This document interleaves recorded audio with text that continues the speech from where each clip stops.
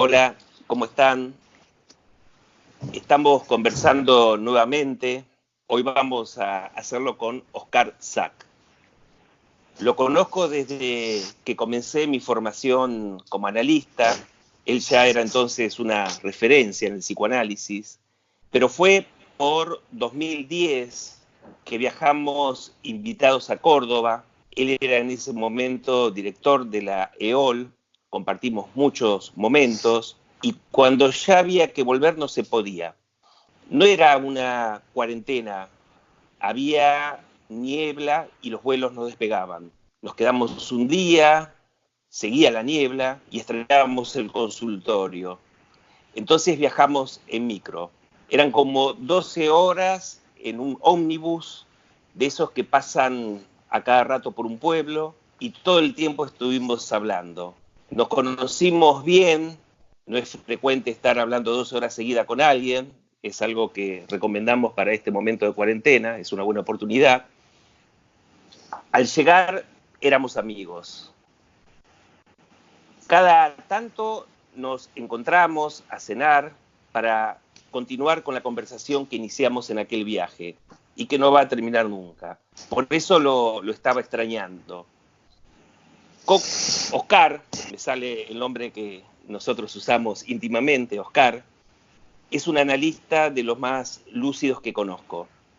Pueden leer la claridad en sus libros que él tiene cuando realiza exposiciones, sabe escuchar y siempre tiene la palabra exacta, una palabra que ilumina. Si se trata de algo teórico, o bien de algo clínico, o incluso de algo de la vida.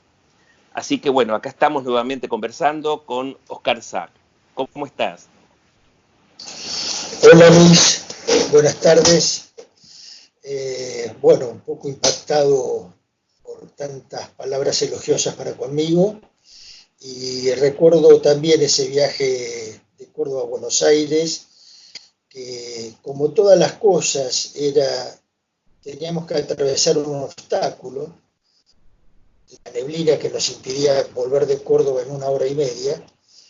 Y bueno, tuvo el aspecto positivo, el plus que uno puede extraer de la adversidad, que fue ganarme tu amistad y haber encontrado en vos una persona a la cual ya conocía, pero como vos bien decís, se fue gestando en ese encuentro un lazo que aún perdura y que seguramente perdurará mientras estemos en condiciones de que perdure. Así que te agradezco mucho tu generosidad y te agradezco esta invitación. No, al contrario, te extrañaba y tenía que hablar con vos. ¿De qué vamos a hablar? ¿Qué tema te está interesando en este momento? Mirá, obviamente el desafío es cómo tratar de echar alguna reflexión a esta situación casi tóxica que estamos viviendo, producto del desenfreno informativo, que también tiene una suerte de cosa distorsiva, ¿no? Pero un punto para partir, me parece, es una referencia de Lacan en la tercera, cuando en ese aspecto tan oracular que Lacan supo tener, él dice algo así como que el analista en los próximos años no va a depender de lo real. Mejor dicho, el analista dependa de lo real. Lo estimulante dice que el analista en los próximos años dependa de lo real. Y habla también de los biólogos y las bacterias. Entonces, dice que si son demasiado fuertes, se van a deslizar debajo de nuestra puerta y pueden barrer con parte de la experiencia sexuada del parlet. Esto fue dicho en la tercera, o sea, hace muchos años. Tiene algo oracular, me parece, ¿no? Entonces, creo que hoy estamos viviendo a escala planetaria una suerte de desorden de lo real. Lo real se ha desmadrado, para decirlo de alguna forma, ha salido de su cauce al cual nos tenía acostumbrado, ese real, que era un real para todos, y después está el real singular, obviamente, ¿no? Entonces, este desorden de lo real encuentra, me parece, una expresión fenoménica que nos hace como si estuviésemos viviendo en una suerte de capítulo de Black Mirror. Es algo impensado, me parece, lo que nos está tocando vivir. Entonces, me parece que la experiencia a la cual estamos sometidos de alguna forma tiene un estatuto traumático. Traumático en el sentido, no sé si lo tenés presente, pero trauma quiere decir herida, etimológicamente. Sí, exactamente. Y para nosotros el trauma, para nosotros digo, para el campo del psicoanálisis, es un estatuto estructural, es decir, un para todos, y un estatuto que tiene que ver con la contingencia, donde cada uno tendrá su trauma singular. El estructural es el encuentro del alange con el cuerpo, que deja marcas, y después el singular es lo que la contingencia en la vida de cada cual va marcando.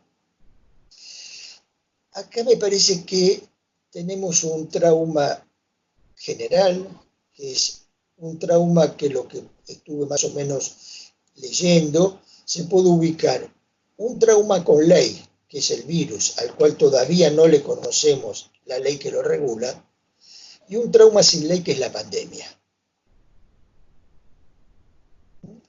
Creo que algo de esto dice nuestro amigo Miquel Basol, me parece. Entonces, estamos sumergidos en esa problemática.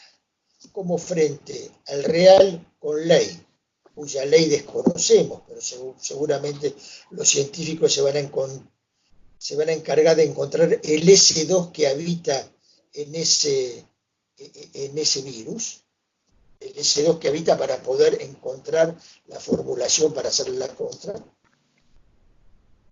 Y tenemos el real sin ley, que es la pandemia, donde ahí cada uno se las arregla como puede. Tenemos un S1 que comanda, que son las instrucciones del gobierno, del ministro de Salud, pero después cada uno está a solas con esa contingencia. Y ahí es donde se va encontrando un poco la singularidad de cada quien, de cómo le hace frente a esta dimensión de la ruptura del sentido. Estamos inmersos en una profunda ruptura del sentido, donde hay debates, yo lo llamaría algo así como el debate entre los economistas que priorizan el mercado y los biólogos o infectólogos que priorizan lo humano. Entonces los del mercado dicen, también cuidemos al ser humano, descuidemos al mercado, pero el mercado se cae y se mueren todos. Entonces dejemos que mueran una cantidad importante de gente y eso va incluso a alivianar la carga de los servicios sociales del mundo. Bien. Y están los infectólogos que dicen, no, es una discusión, una posición absolutamente contraria al humanismo, a la defensa de los derechos humanos, etcétera, etcétera. Creo que el gobierno argentino ha tomado, para mi gusto, una decisión por el momento, que es priorizar la vida de la gente. Bien, pero tenemos, esto es una cuestión general, me parece, para enmarcar, según mi criterio, un poco el problema.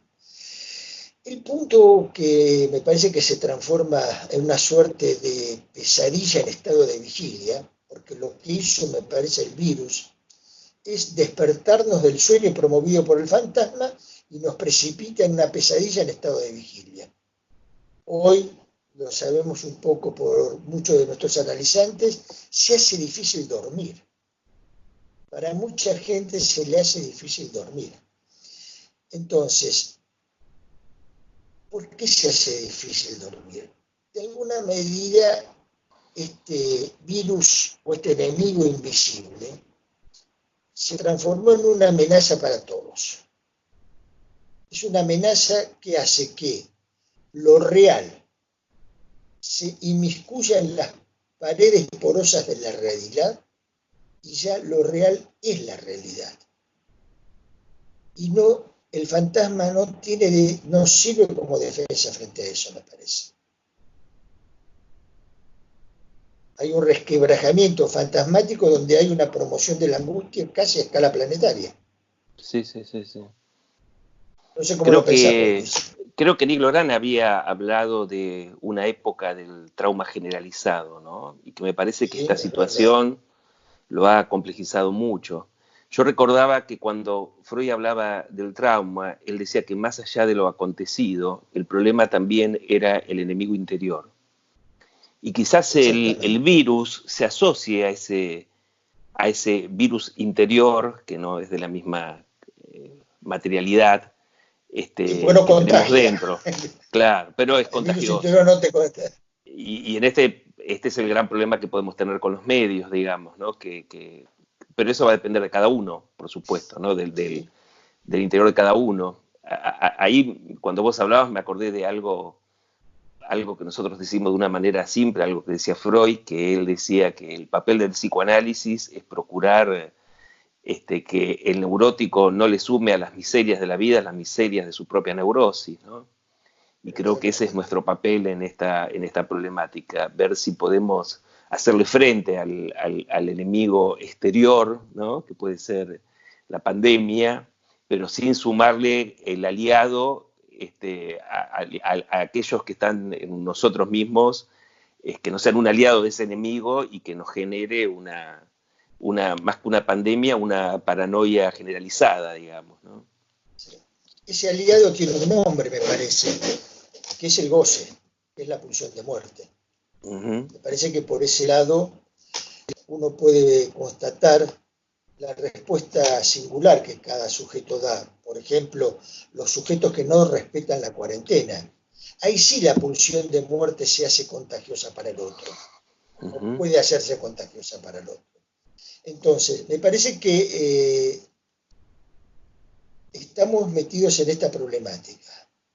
Estamos metidos en una problemática donde no hay una salida individual. A diferencia del sofisma de los tres prisioneros, pasamos del instante de ver, estamos en el momento de comprender, pero con una particularidad que el tiempo de comprender, el momento de concluir no es individual. No somos a ser tres prisioneros que vamos con nuestro acto y previo a una deducción lógica poder encontrar la solución al problema. La salida va a estar dada por el otro. Y eso de alguna manera eterniza la posición del prisionero. No hay elucubración personal que te permita concluir los tiempos lógicos del sofisma de Lacan. Uh -huh. Entonces, así como en la urgencia se puede pensar que pasas del instante de ver al momento de concluir, donde casi el tiempo de comprenderse está ausente, cuando aparece la urgencia, el tiempo de comprender será posterior del momento de concluir, subvierte un poco la urgencia, los tiempos lógicos, me parece. Acá estamos eternizados es un poco exagerado, pero dependiendo del otro, que nos diga cuándo llegó el momento de concluir. Y va a ser un momento de concluir, por lo que se puede leer, problemático, porque no va a ser un momento de concluir para todos. Va a ser un momento de concluir pausado, con a las personas que tienen, que son más vulnerables a esta pandemia, se los va a tener todavía encerrados un poco. Es decir, que me parece que algo de la angustia tiene que ver con que no tenemos una respuesta a qué me quiere el otro. Sí. ¿Y qué quiere el otro de mí, no? Exactamente. Mm. Estamos frente a esa mantis religiosa, de alguna manera. ¿Y vos cómo lo tomaste esto, Oscar? Y lo tomé al principio con un poco de a mí no me va a pasar. Como muchos de nuestros amigos. Y hasta que me di cuenta que no se podía jugar con esta cuestión. Entonces decidí una cuarentena personal antes que el gobierno dicte la cuarentena, 2 días antes. O sea que el presidente decretó la cuarentena, creo que fue un viernes a las 8 o 9 de la noche, que empezaba a partir del sábado o el del viernes a las 0 horas, bueno, no me acuerdo. Yo el jueves anterior había decidido ya suspender. Pero una semana antes ya había decidido no saludar como habitualmente hacían los pacientes. Y ya tenía alcohol en gel, ya tenía todas las precauciones que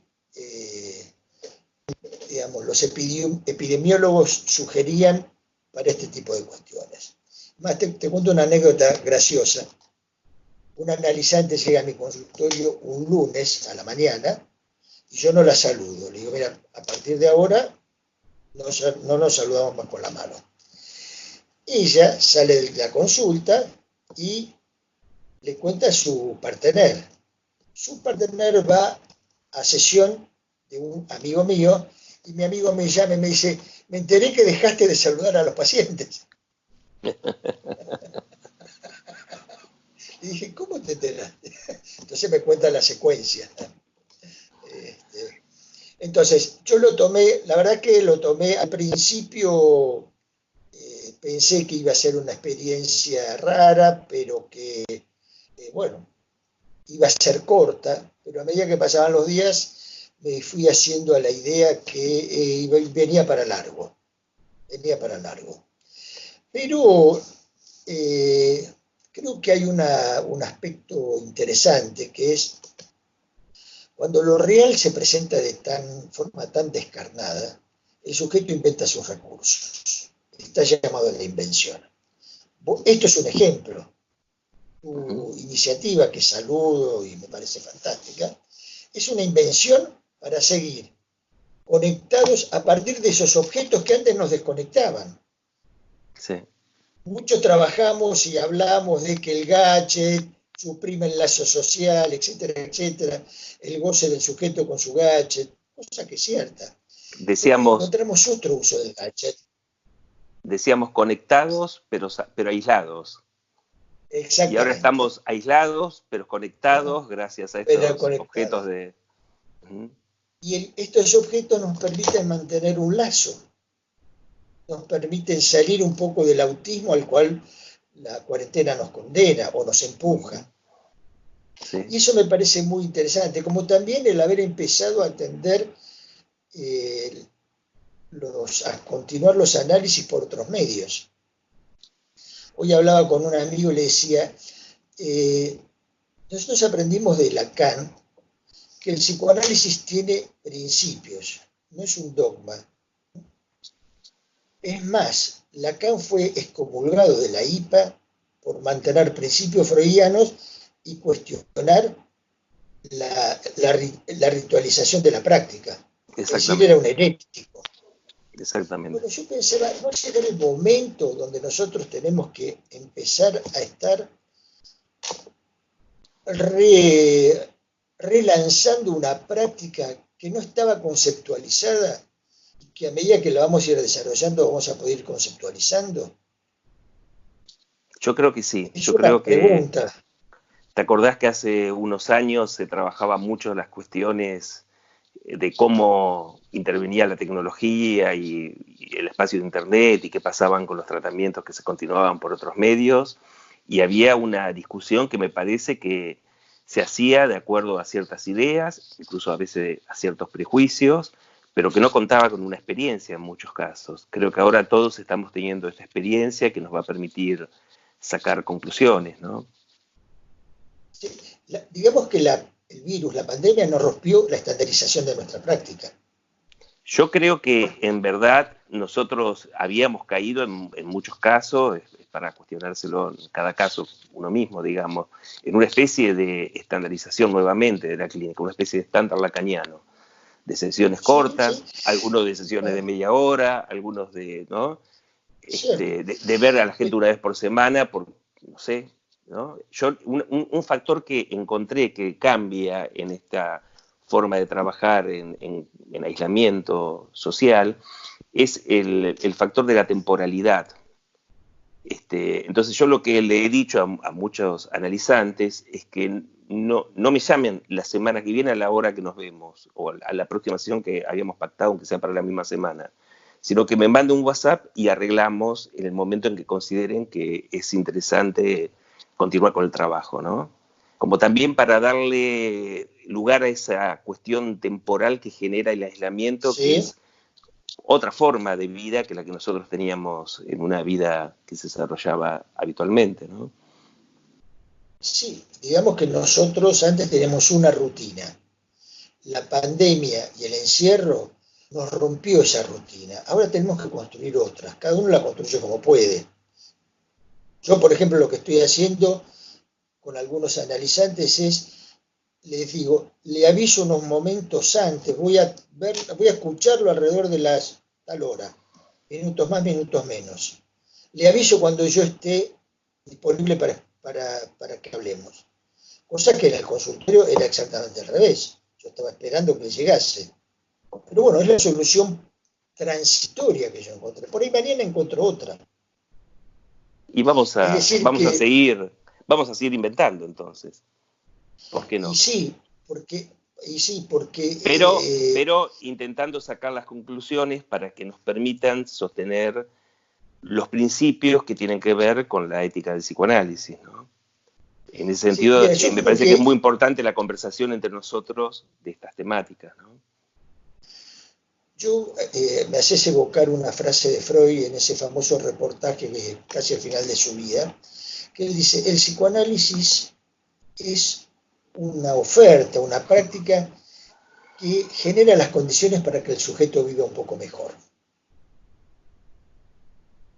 Y me parece que en momentos de tanta vivencia amenazante, uno sale a la calle con barbijo, con gel, con alcohol en gel, ya no sabe cómo protegerse. Y aparte toda protección es agujereada. No hay una protección eficaz que te garantice que vas a estar protegido contra el virus. Tendríamos que salir, no sé, con escafandra y traje y equipos no sé, de astronautas. Entonces uno dice, bueno, por ejemplo, lavo la comida y las verduras con lavandina. Ahora, ¿cómo hago para leer el diario? El diario en papel. No puedo pasar las hojas de papel por lavandina. Estás preocupando a mucha gente que seguía recibiendo el diario y aprovechaba para leerlo en su aislamiento. Por mi parte están en la mesita de abajo del edificio, están todos los diarios ahí apiladitos. Bueno, es una solución, pero no hay, digamos, no hay uno puede decir, es muy interesante porque esto demuestra o muestra de alguna manera lo agujereado de la estructura. Sí, y nuevamente que lo digital se impone, ¿no? Porque lo digital no depara ese problema, por Exactamente, ejemplo. exactamente.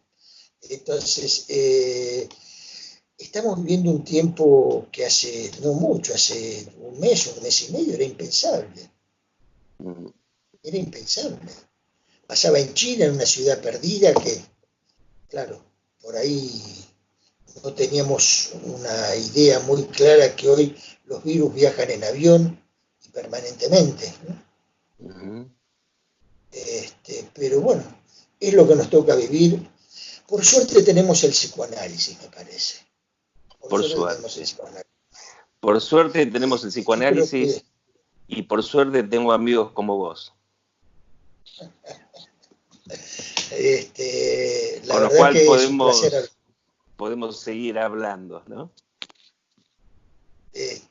Vos dirás cuándo te parece razonable que vayamos concluyendo el No, encuentro, porque no se trata de hacer algo que la gente o los eventuales escuchas de esta entrevista vean un tiempo demasiado excesivo y no les dé el deseo de meterse a seguir toda la entrevista, digamos, ¿no? son Eso tiempos manejalo vos sos donde el operador. son tiempos donde todo se hace más fugaz, pero habría que ver si nosotros, esto es también quizás para hablarlo en otro momento, tenemos que hacer unos cómplices de esa fugacidad o podemos imponer otro ritmo, ¿no? Que tiene más que ver Vos sos el con... S1, en esta experiencia vos sos el S1, o sea que vos No, comandás. no.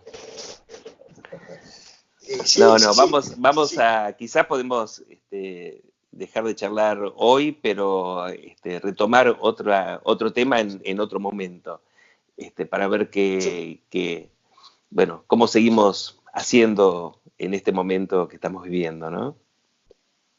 ¿Puedo concluir con una idea, por lo menos por Por mi parte? supuesto, por supuesto. Yo Siempre das creo buenas que ideas. el psicoanálisis no es una teoría de la contingencia. Sería un oxímoron una teoría de la contingencia. Pero lo que el psicoanálisis provee a quienes pasamos por su experiencia es contar con respuestas contingentes frente a la contingencia. Es decir, con respuestas que no salgan del circuito pulsional de la repetición, con respuestas que inventen frente a la invención que te demanda la contingencia. Porque si hay algo que caracteriza a la contingencia es que no tiene historia la contingencia. En mi vida no hubo una pandemia nunca. En la tuya tampoco. No. Nunca tuve que estar en cuarentena. Pude estar por problemas de salud un tiempo sin salir a la calle. Pero era una cuarentena personal y era una recuperación. Acá no es ese tema. Entonces, estamos frente a una contingencia. La repetición no es la buena brújula para dar respuesta a la contingencia. El psicoanálisis enseña, subrayo nuevamente, que nos provee de tener o hacer un uso o encontrar una respuesta contingente a la contingencia. Y eso es mucho. Y sabes que ahora que decís esto, si bien hay una incomodidad en todo esto y hay una preocupación, no tanto en mi caso por mí, sino por la gente que uno quiere, ¿no? Digo, gente que puede tener más problemas que uno, o no, esto es relativo, pero yo, sin embargo, encontraba cierto gusto interesante en esto que nos estás pasando. Y me parece que es porque nos enfrenta a algo que es diferente, precisamente, algo que es nuevo y nos obliga, de alguna manera, a salir de la repetición. Así que me parece que bueno, podemos intentar de buscar una forma que quizás sea diferente a la que uno hubiera encontrado en otra situación. Pero hay algo interesante en eso, hay algo novedoso, ¿no?